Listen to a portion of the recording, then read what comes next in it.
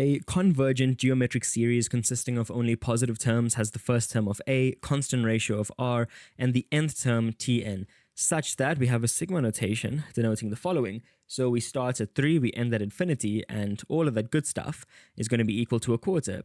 So you got to ask yourself here, guys. We start at 3, so what happens to term 1 and term 2? Like, where to go? Well, there it is. If term 1 plus term 2 is equal to 2, write down an expression for a in terms of r. So look, although not part of the question, I'm going to explain the sum to infinity portion here. This sequence, right? Well, sorry, this series, the sigma notation, it starts at 3 and it ends at infinity. But you got to ask yourself what happened to term 1 and term 2. So if we were to combine the two, the total tn value here in terms of a mixed number would be 2 1/4.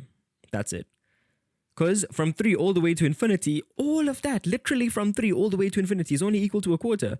But term 1 plus term 2 is equal to 2. So the whole thing together would be 2 1/4. Okay, that's a separate question altogether. You'll see it in a different video. But for the purpose of this video, we need to write down an expression for a in terms of r. So I'm just going to clear the screen quickly with some jig. So this is another way to write term 1 plus term 2. A plus AR is equal to 2, right? We all know that the first term can be denoted as A, but term 2 denoted as AR, well, this is where it stems from. So term 1, that would be equal to AR to the n minus 1. If we sub in 1, we're going to have A to the AR to the power of 0. Anything to the power of 0 is 1, so we're just going to be left with A. But if we do this with term 2, we're going to have AR to the 2 minus 1, AR to the 1, which is just going to be AR. So in other words, term 1 is just going to be denoted as A, which we already knew, and term 2 can be denoted as AR. See where these values are coming from?